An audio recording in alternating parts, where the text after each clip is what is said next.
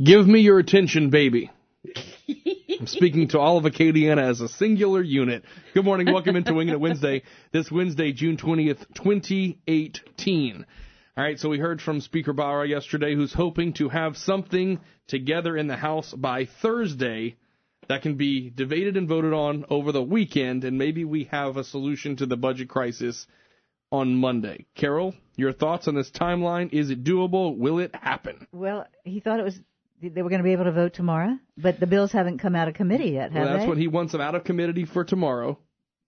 I think I said committee. Committee, you did. It was all that food. Louisiana has committee problems. I'll tell you what, you didn't get the little biscuits from Cafe Josephine? Oh, I can't. Those are to die for. Little baby biscuits. You can't fill up on that, though. You got to go for the good stuff. I hurt myself when I go to Cafe Josephine. So anyway, right, we should have some bills and measures by Thursday. That's what he wants. They can be debated and everything over the weekend, and then maybe a vote on Monday. Well, here you got your half cent, and there you got your 0.3 of a cent. Now you got your 0.4 of a cent. And 4.5. Who knows? One was 4.5. Yeah. We don't know what's going to happen, but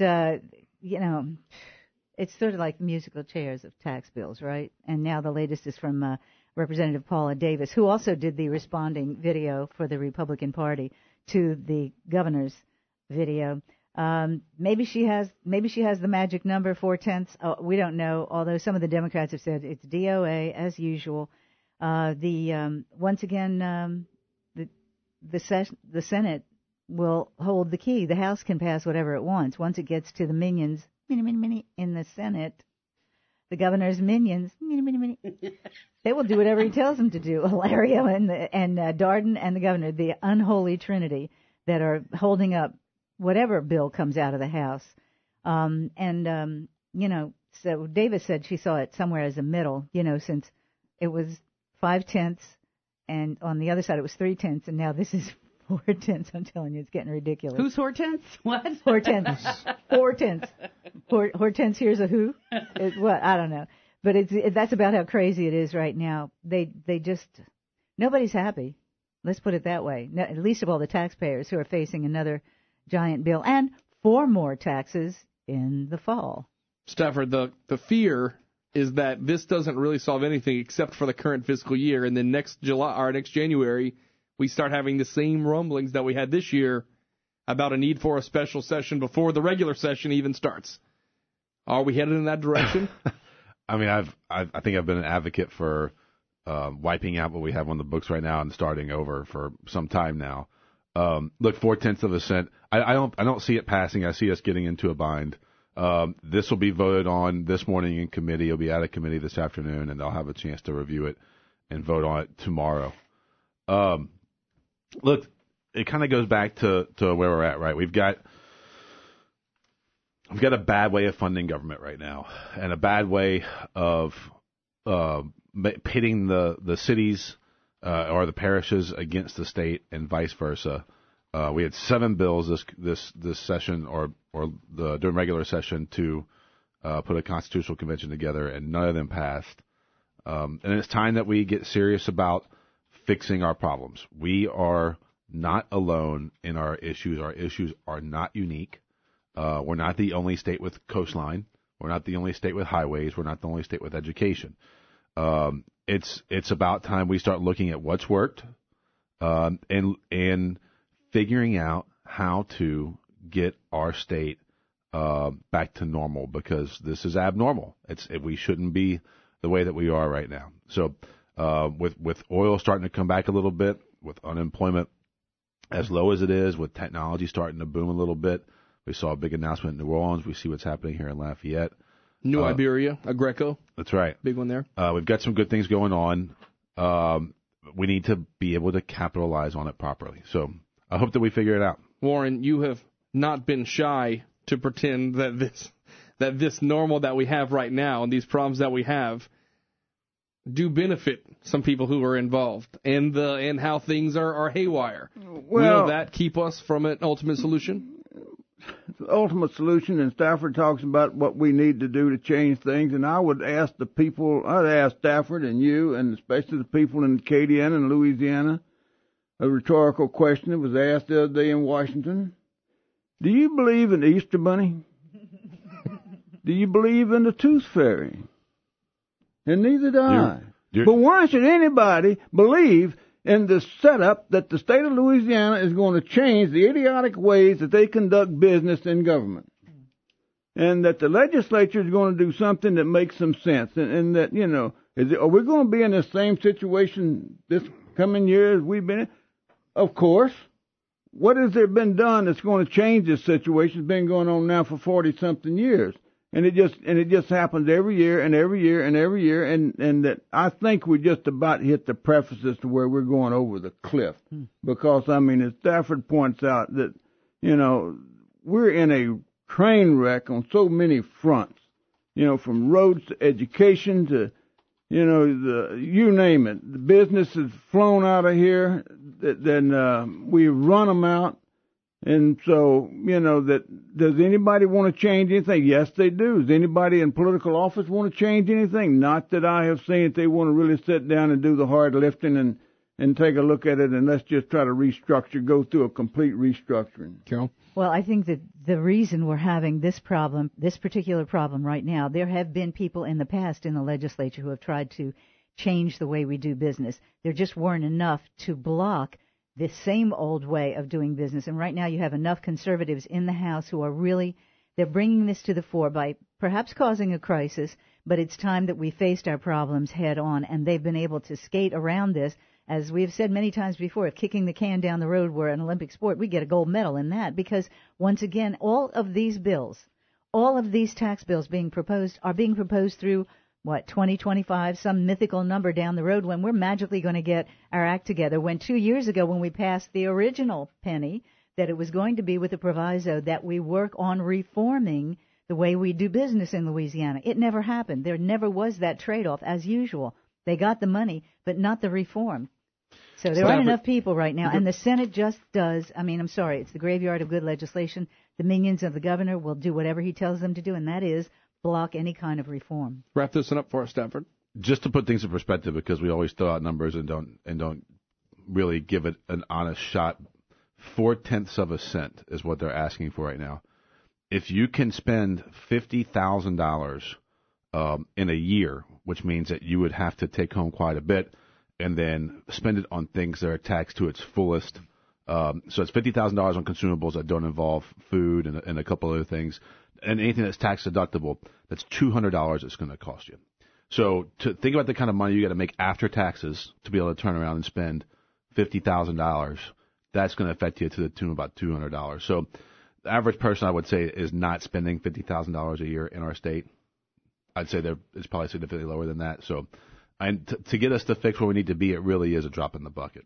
Well, let's go to one other thing, how we're going to be like maybe best practices. We're always looking at Texas as a model for people who really promote business, et cetera, and we lose a lot of business to Texas for that reason. What is one of the main things that they've done? They've given away, there is no income tax. Texas and Florida are booming, both of them. There is no income tax. How do you attract high-performing and high-earning people who will create more jobs? Because it's not just what they earn, it's what their ability to create is. And their ability to create is jobs and give other people jobs to spend more money. All right, Warren. Just one thing. If it's just a drop in the bucket, then the bucket can get by without the drop. Okay, let's go to the phones at 232-1542. Your comments on Wingin' It Wednesday. Go ahead. It's you. Go ahead. Oh, I guess All they're right. going away. They dropped off. All right, we're going to break right here. We're going to come back. We're going to talk about the other issue making headlines. He had all the solutions. Yeah, they never gave him a shot. I know. See, and either that or there's a wreck on you, Bruce. Who knows? Phone company. Come on. Anyway, we're going to take a quick break. We'll be back. We're going to talk about immigration, the debate, and what's going on, especially on the GOP side, as meetings are happening, and we should have some legislation soon. 7:21 now at News Talk 96.5 KPEL. All right, 7:23 now at News Talk 96.5 KPEL. Pretty unusual meeting last night. Some of the Republican delegation and the president to deal with what's happening. Of course, as pictures and video and audio are being shared from the border, and people try to sort out, trying to weigh compassion, trying to compare the law, where to enforce it. Is it the law? Is it the policy? Bernie, I think I handed over the referee hat to you on this one. So it's all you. There's the spotlight. There's no problem with yelling. Just remember, yell one at a time. All right, Stafford, you get to go first. It's a policy decision. This law's been on the books for some time. It's a shame that we're locking up. I did the numbers earlier. I think it's close to 65 kids a day we're separating from their parents. They are not going to the worst place on earth, but they are still being separated from their parents, and there's still going to be some issues to deal with that for those kids for a long time. There's a couple things that could fix this. Number one, the president could change his position, which would allow parents to keep their kids with them the whole way through. Or Congress could write a law that says children are allowed to stay with their parents through this process. I don't see either of those happening. I think what we're seeing is a lot of outrage from people who realize that what's happening down there when you take kids away from their parents, you're going to do some long-term damage to those kids. They should not be held in cages. Yes, they are being fed. Yes, they are being, for the most part, entertained. But it's not anything as an American that I am remotely proud of. So I think it's time that Congress acts. We've for 20 years have talked about comprehensive immigration reform, and yet we still can't get anything done about DACA. And now we're taking young children away from their parents and separating. We've had a couple of cases now where people who have had their kids taken away, and then and there's, mind you, this is a very few cases of this. They've had their kids taken away, and then the parent was deported. So the reality is the deporting time, the time it takes to actually deport these kids or these parents, takes some time. And so I think that number is going to begin to go up here pretty quickly, pretty soon. There's a 1-800 number for the parents to try to get in touch with their kids. I'm hearing there's 30-minute and an hour long wait times. And then when you talk about kids who don't even have the ability to enunciate properly, or at times I don't know that, my 3-year-old knows my last name, right? So it's a tough time. It's a really tough time to be an American. Warren, you are next, sir. Well, if there's anything more maligned and screwed up than the Louisiana taxing and budgeting system, it's our immigration policies and procedures. And the old saying, the road to hell is paved with good intentions. I mean, this thing is so convoluted and it's just screwed up from every point. Stafford mentioned 65 kids a day being separated from their parents. How about how many kids' parents are being separated from them a day when they get arrested or get carted off or whatever, and that they violated the law? Well, so, and you look at this thing that, you remember when the kids all came out of Central America and were coming up through there on trains and buses and all that with no parents? Where were they? Where are they from? I was told the other day, I saw something the other day that said very few of these are actually from Mexico, but they are from Central America and whatever, because the laws allow different ways of looking at it. They go back to, they passed a law at one time that said people can't be deported until they've had their day in court. And that the backlog in those immigration courts and all that, plus they have to be represented by attorneys or whatever. And I saw these judges that were immigration judges talking about how that they were supposed to have a maximum of 300 cases, and some of them had 3,000 cases and just years of backlogs and all that. And there's also the big question is, are these really the children of the people bringing them across? So it's not a simple problem, and it doesn't have a simple solution. Carol, you're next.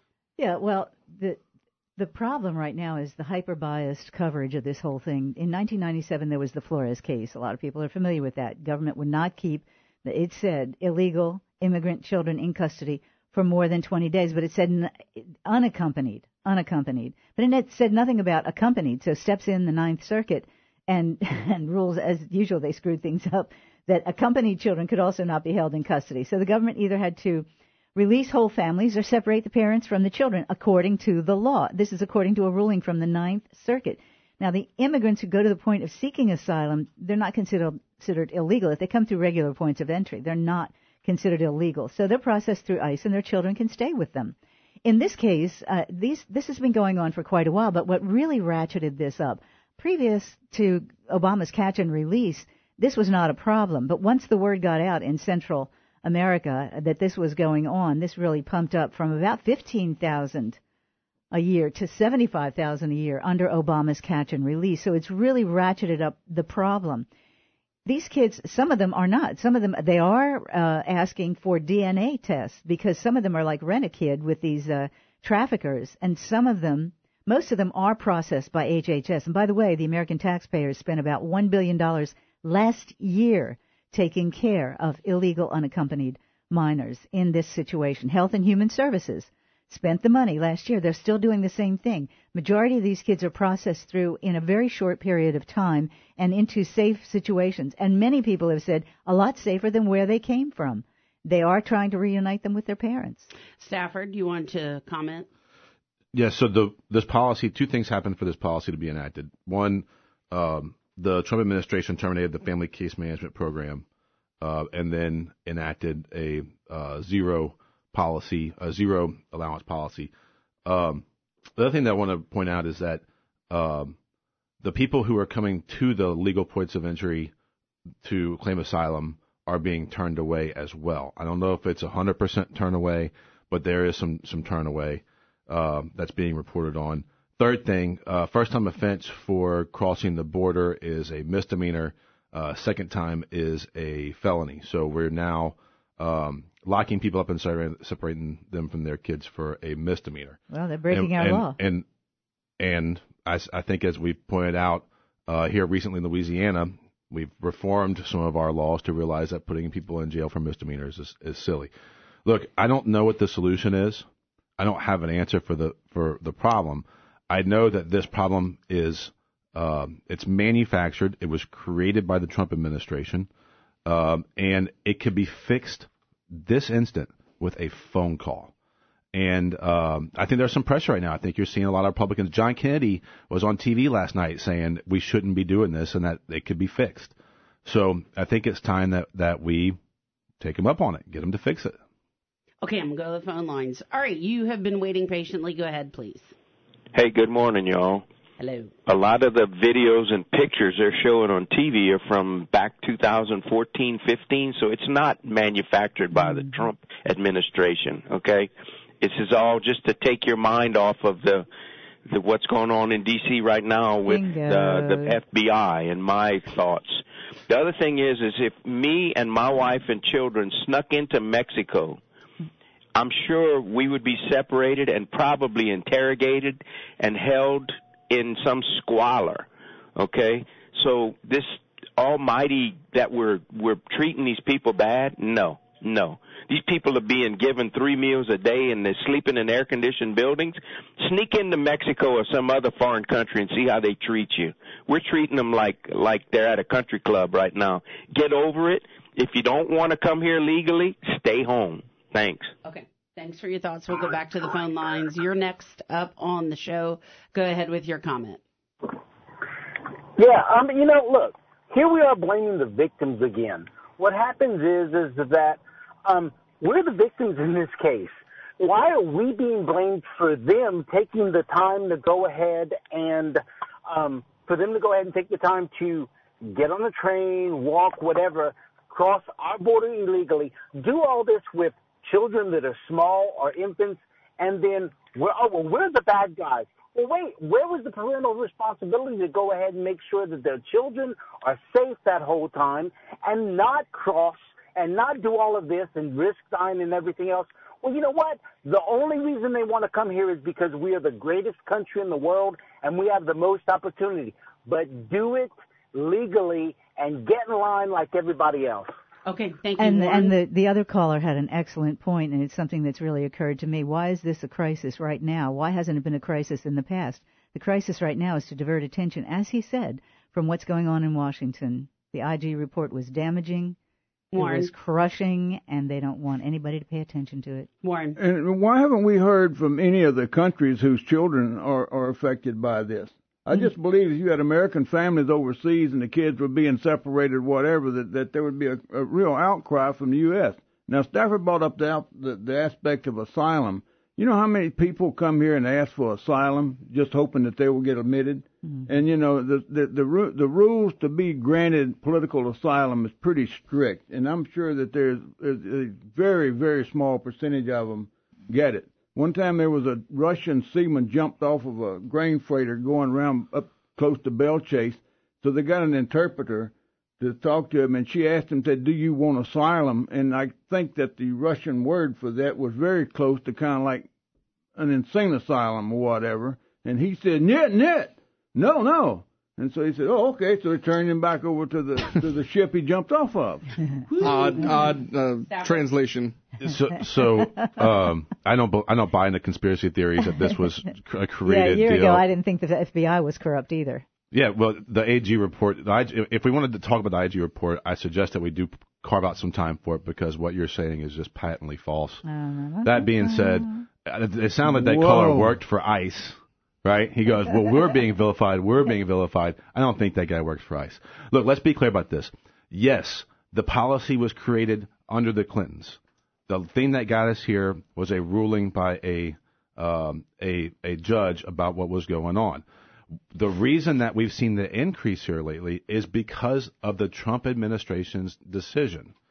And this is a Stephen Miller 100% manufactured crisis by them, and it's at the detriment of these people. Yeah, I know. Blame Stephen Miller and John Kelly. That's what the liberal media does. Let me tell you something. I've heard people say over and over again.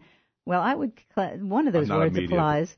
But anyway, over and over again, we have heard we've got to help those countries solve their problems. You know how much money we send to Central America in foreign aid? In hundreds of millions of dollars that we send there in the hopes that we're going to get one reform candidate that's actually going to do what they promise the people they're going to do. But they keep electing socialists down there who promise them everything and then turn it over to the cartels, etc. You know, our foreign aid has not done us any favors, I can tell you that. And their immigration policies are much tighter. You talk about Mexico. Mexico could stop this if they turned away people at their southern border, but they don't, because the transfer of wealth back to Central American and Mexican countries is almost all, in Mexico's case, it's the second highest part of their GDP. It's the second most profitable next to oil and gas.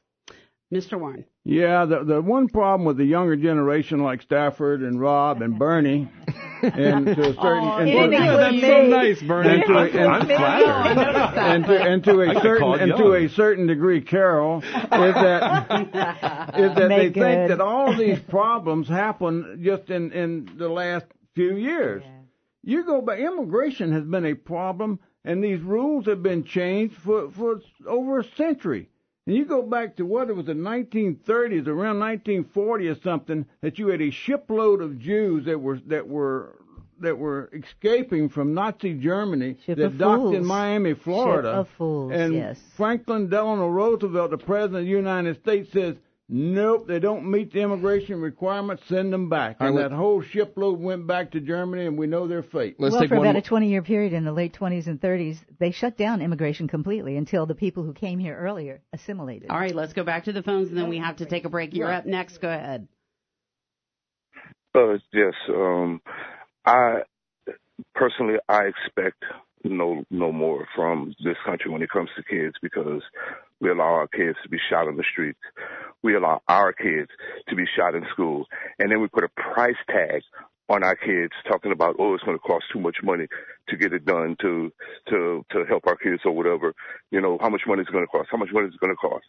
So I expect no more or no less from this country anyway. So thank you. Thanks, okay, thank you. All right, we have to take a break. We shall continue. We've got weather on the way. It's 7:39. And before, you know what you call people who run out an entire music bed? Warren Cottle. It's always with a good story. That's why I put some long ones in there just in case. Because you got to hear the end of the story. It's like walking out of a movie. Then you get to hear the rest of the story. The rest of it. All right, so the 3rd District congressional race that is due to happen in November, already shaping up to be an interesting one. We have talked to Josh Guillory, a Republican from Lafayette. Everybody's running. I was about to say, it's 8 people running. Are you getting ready to announce? I'm not going to announce. Rob is. No. No? You know what? there are times my family gets on my nerves, but that is something I will never do to them. You know why? Is run for office. You can't put your voice on a poster. Well, there you go. I got a face for radio. Can you imagine how that poster would sound? You could get your own frequency. So we have Josh Guillory from Lafayette. We have Mimi Methvin. We talked to her this week, also from Lafayette. It looks like it's shaping up to be at least a 6-person field. 2 of them have not raised any money, at least according to federal election filings. Warren, do you think there's a chance? Has Clay Higgins done anything bad enough to turn his voters away from him in the time that people would really want to change? I don't know. The odds to defeat a sitting congressman are just almost nil. I mean, I think at one time it was like about 1 or 2% that actually get defeated when they run for re-election. He's only been there for one term. It's it's hard to say. The real problem I think that he faces is that generally, if you're an incumbent in this jungle primary that we have, and if you're forced into a runoff, then that kind of signifies a weakness on that person's part, and then they're really more apt to be defeated in that runoff. And so that's what I'd say is his biggest uphill battle, is he needs to win the thing outright on the first go around. With that many people in the race, will it happen?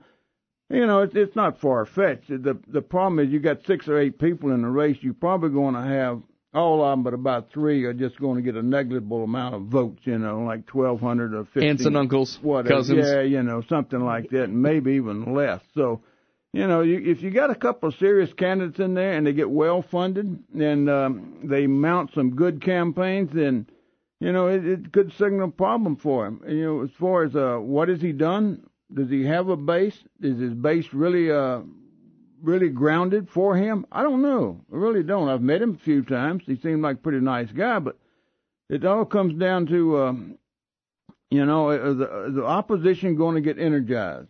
And also, is his base going to be energized? And that's the big unknown. Sounds like a pretty impressive campaign statement. Your campaign name, but my aunt voted for Clay Higgins. That sounds great. Carol, your thoughts on this race, where it's going to end up, and are we going to have any big surprises? I doubt it. Not at this point in time that I can see. Josh Guillory, of course, the surprise was Giuliani coming, which is going to be good for... it's going to be good for people, just going to schmooze with Giuliani. Entertaining at the best. How much it's going to impact the race, I don't know. He does have some big money backing him. Josh Guillory does. He seems like a very nice young man. My feeling is he's not really running for Congress. I think he's getting name recognition for something else. I'm not sure.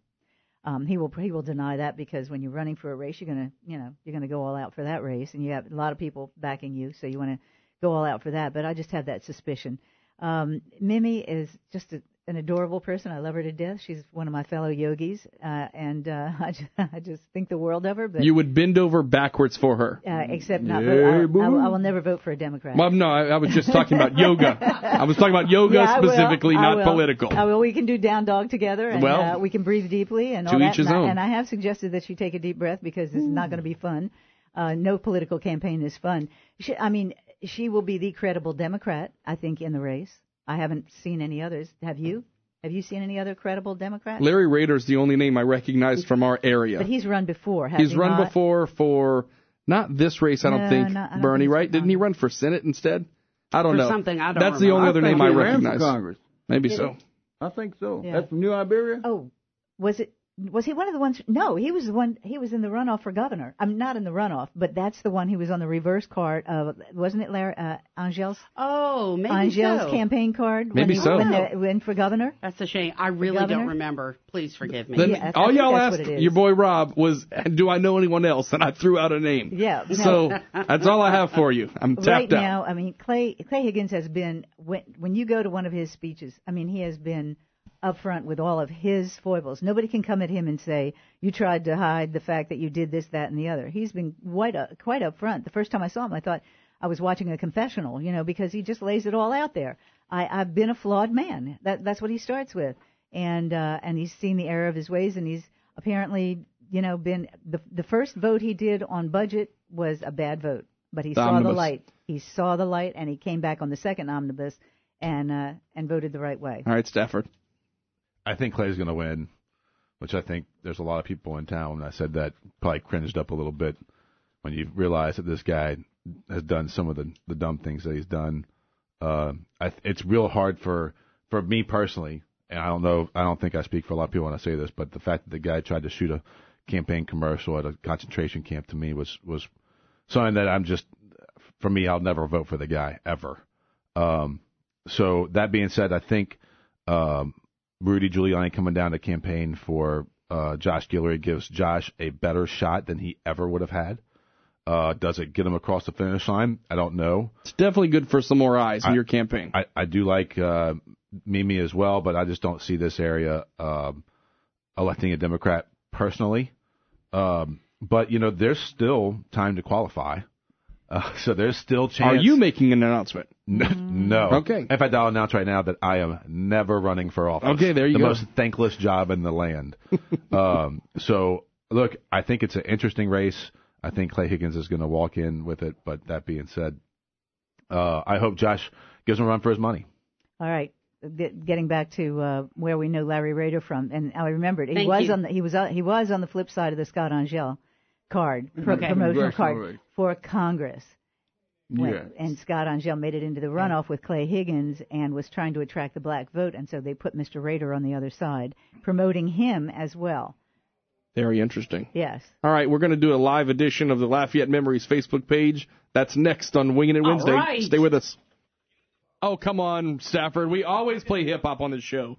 Do you know one of Bernie's favorite I don't know songs? that. I don't listen to y'all going to hold it against me. Your problem is you got to listen. Because you have your mind closed. You have to keep your mind open. One of Bernie's favorite bumper songs is Project Chick. Free your mind, and the rest will follow. Is that what you're saying? There you go. There you go. Be colorblind. Hey, I am colorblind. You are. You have the glasses to prove it. Don't be so shallow. Okay, so how come you don't try it out and keep listening? We have try lots us of great. out. You and I have We're a like lot of Pringles. great Honestly, just one I hate pop and you commercials. can't stop. Well, you know what, dude? Shame on you. This is local radio, and you should show your support to local I radio. cut the cord. Commercials. Okay. You know what? You should show your support. educational. All right, we have 5 minutes here. How do people find out about great new products? Commercials. You know what I love about the internet? For local business, by the way. Correct. Are we renaming the Ross Report to the Ross and Bernie rant? Don't even get us started. Okay, it could be a special. Call it the Boss Report. The Boss Report. Or the Roar Report. You know what, Carol? That is a really good feature we should work on. We should get CEOs to come in, and we're going to call it the Boss Report. I like it. I'm digging that. Mm-hmm. Okay, so I love the Lafayette Memories Facebook page because I'm a transplant here. Mm-hmm. I now feel like I'm fully assimilated. I know the language. I still think the Mardi Gras run is a little bit creepy, but I have enjoyed it on multiple occasions. You're so weird. But the Lafayette Memories Facebook page often starts up these long debates about what was the best burger place that's no longer here. Of course, it's burger time, according to Lafayette Memories. Well, the comment, I was reading through this argument about who is the most famous person from Lafayette. Yeah, and I'm talking, it had hundreds and hundreds of responses. So, I want to start with Carol. Carol, your nominee for the most famous person from Lafayette. Who is it in your opinion? Living or dead? I think in general, just famous for being from here. Ron Guidry. Ron Guidry, baseball player. I think that's pretty solid. And I think that's what the crowd thought the most. Stafford. Ron Guidry, really? Ron Guidry is who people thought the most, yeah. Wow. I think my actual answer is going to be Mark Broussard. Mm-hmm. Okay. That's a good one. But my funny answer, I think, is going to be Biscuit. Oh, I forgot about him. Or Biscuita. Who Biscuit did he made it on... Remember that? That was on Last Comic Standing, right? No, it was on the singing show. American Idol? American Idol. Okay. And then now he's Biscuita, who's a cross-dressing... Like stand-up comic, right? No, it's a really bad live show from what I've seen. A cross-dresser. Yeah. Okay, well, there you go. Warren. So, Biscuita. Biscuita? Warren? It's really hard to say one. It's hard to say one person, But now talking about the stand-up comic, what was the guy named John? I can't remember his last name, but anyway, John Pinette. No, it goes The guy back. from UL? Broussard. Yeah, and he Yeah. goes back years ago, and he came out and did. John Morgan. Yes. Yeah, Broussard? yeah. Where he would come out and drag and start off, and then he'd walk by and some old guy pinched him when he was in his dress and all that, and he turned and said, "What do you think about me?" And the guy comes back with some really crude comments, and everybody screamed. Then as he went on with his routine, then he starts taking off his woman's attire. When he gets down to the total male, he looked back at that guy and said, "Now what do you think?" Oh my gosh. Morgan was a wild man. I mean, he really was. He was good. He used to do the Cajun Comic Relief, and they always had to tone him down, and Ralph Begno. Mark Yes. Broussard I would have chosen, except I really do think for a broader appeal, I think Ron Guidry probably has more. But and Zachary in Richard. fairness, I mean, Zachary Richard is worldwide. The reason and look, people are going to hang me for this. I couldn't choose Ron because A, I didn't grow up watching baseball, and B, I didn't know who he was until I hosted a live auction where we were auctioning off one of his autographed books, and I'm like, I don't know who this guy is. They had to tell me. You need to listen to broaden your range and listen to KPEL. talk radio, ESPN, KPEL. Okay, I listen to talk all the time. By the way, it's long form. Cupid has a huge following. Cupid is surprisingly. Huge following. Warren? You ready for me to give my selection? Yes. Oh, there you go. I'm holding my breath. There are so many that I don't know where you even start to choose from. And, you got all the sports figures, then you got a couple of political figures, then you got some other people that have done really well. One of them is my old friend, Dr. Ethel Smith, the first woman surgeon on Mayo Clinic, Wow. And, Warren's going way deep on it. Good. And you go on, but there's also another one, I think, when you start talking about the infamous people who may go down in history, who may actually rate some lines in the history books, and I think you're going to have to come down to Father Gautier, who lived here, was the first Catholic priest that was sentenced or tried for molestation, and then the other one would be Bishop Harry Flynn, who had the reputation of covering all that stuff up, and it's still going on. Just another one. And I think that he will probably be more likely to be mentioned in the history books down the road than any rap singers or rock singers. Well, no, Huey Long. You guys are forgetting about a lot of Huey things. Long would be one. From Lafayette? Not from Lafayette, Louisiana. Okay. Richard Simmons. Come on, guys. Richard He's Lafayette? not from Lafayette. No, he's from New Orleans. He's from New Oh, Orleans. he graduated Ellen from UL. DeGeneres, No, you're talking Harry about Thomas. the makeup guy was from here, the famous makeup guy. Kevin O'Quinn. Or as And by the Oprah way, called him Oqua. just because I primarily want an autographed football from him, Kevin Falk. Brobridge, though, right? Yes. Oh, no, well, he's here. Well, he's But are almost we- my Karen neighbor. Crow. Karen Was he from Crow. Karen Crow? Oh, okay. Yeah, He coaches almost, at Karen Crow. He's That's almost my Lafayette neighbor. Parish. Jake About a half a mile Delhomme, if you away want to from do me, that. yeah. Jake Delhomme. I'm going to tell you, one of the most Yeah, that's interesting true. articles ever posted on this thing was the story of Henri Bendel. Oh, yes. The Bendel Gardens. He was amazing. What anyway, he did. really cool stuff. I mean, Huey Long. Well, but he's from Louisiana. But Huey Long, I would say, for Louisiana, would be probably the most recognizable name associated with the state. Guys, thank you. Wingin' It this Wednesday, was fun. Thank each and you. every week, brought to you by our friends over at LABI. You're welcome. When you walk into my foyer of my house, one of the coolest wedding gifts we got, among the toasters and the You panini got makers and Lady everything else. for your No, I got a picture. I got the Rodrigue painting of Uncle Earl for a wedding gift. Yeah. It's right there. So Yeah. it's just there. I like it. Rodriguez, Cool. that would be a whole topic for another day. George Rodriguez. Okay. No, We will Uncle put- Earl would be a topic for We'll put that on the list. All right, All right, 7:58, Wednesday, June 20th, 2018. One more hour of the show. The fun just getting started on this Wednesday. And don't forget, we'll tell you more about our party tonight over at Service Cadillac. Stay with us.